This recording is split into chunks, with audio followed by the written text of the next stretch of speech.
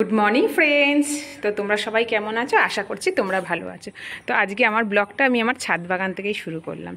দেখো, তোমরা তো আগে আমার বাগানটা একবার দেখেছিলে, তো বর্ষার জল পেয়ে কতটা সুন্দর হয়ে গেছে, তো সেটাই দেখাবো। দেখো, এই দেখো, এখানে একটা চেরি হয়েছে এখানে, তারপরে এই যে এখানেও একটা চেরি হয়েছে, তারপরে এই যে নিচে দেখো, এই যে একটা চেরি হয়েছে, আরও ভিতরে অনেক চেরি আছে, তো এখন আমার চোখে তো পড়ছে না। আর এইখানে দেখো, এইখানে হচ্ছে আমার এই নাকচাপা গাছটা, দেখো করিয়ে এসছে। নাকচাপা গাছটা আগেও করিয়ে এসেছিলো বৈশাখ মাসের দিকে, তখন একটু ঝড় বৃষ্টি হয়েছিল না, তখন ভেঙে গেছে। দেখো এইখানেও আছে, দেখো এইখানে রয়েছে, এই যে এইখানটায় রয়েছে, মানে অনেক রয়েছে, ফুলও হয়েছে। তো আর কোথায় কোথায় আছে আমি ঠিক দেখতে পাচ্ছি না, তো যে কটা দেখেছি, দেখো দাঁড়াও তোমাদের একটা ভালো জিনিস দেখাই। এই দেখো, দেখতে পাচ্ছ? এই দেখো কি সুন্দর লাগছে, দেখো চেরিটা, এই যে, এই যে, তো এই যে এই একটা চেরি পেকেছে মোটামুটি, বাকিগুলো তো সব কাঁচা কাঁচা। তো আগেও অনেক চেরি হয়েছে, এই যে এখানেও আবার একটা আছে, এই দেখো, মানে অনেক হয়েছে চেরি।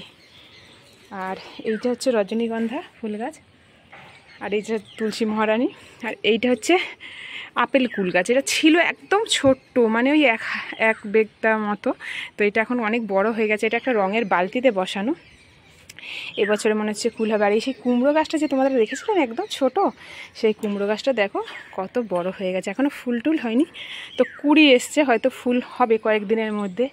আর সবথেকে প্রিয় গাছ যেটা আমার, সেটা আমি তোমাদের দেখাই। এই যে সেই আমার ছোট্ট পেয়ারা গাছটা, সেই পেয়ারাগুলো তো খাওয়া হয়ে গেছে।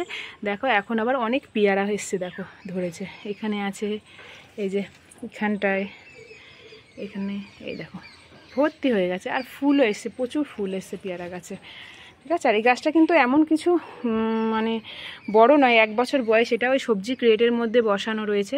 আর এই সেই চাল কুমড়ো গাছটা যেটা দেখেছিলাম আমি দানা থেকে করেছিলাম, সেই গাছটা এখন বর্ষার জল পেয়ে তত্তরিয়ে একদম বেড়ে উঠেছে, এই দেখো। আর আমি যে নেট টাঙিয়ে দিয়েছি, ওই নেটের উপরে ছাড়া তো ওরা বেয়ে উঠতে পারবে না, আর ছাদে উঠলে ছাদের গরমে মরে যাবে। আর এইখানে কুমড়ো গাছ কুমড়ো গাছ বলতে বেগুন গাছ দিয়েছিলাম, বেগুন গাছ তো মরে গেছে।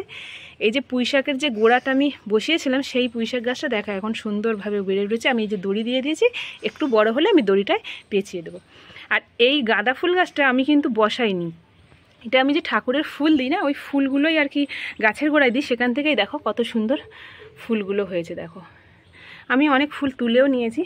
তো এইটা আমার সেই ছাদ বাগান, ছোট্ট ছাদ বাগান, যেটা আমি সারাদিন এই ব্যস্ত থাকি ছাদ বাগান নিয়ে। আর আমি এমন কিছু সারও দিই না, এই সবজির খোসা, ডিমের খোসা যা হয় সব রেখে দিই, আমি কিছু ফেলি না, সব এই গাছের গোড়ায় দিয়ে দিই আমি। তো এইটা আমার ছাদ বাগান ছিল। তো নিচের বাগানটাও তোমাদের সাথে কোনো দিন শেয়ার করব। তো আজকের মিনি ব্লগটা আমি এখানেই শেষ করছি। আর ভালো লাগলে লাইক, শেয়ার, কমেন্ট অবশ্যই করো।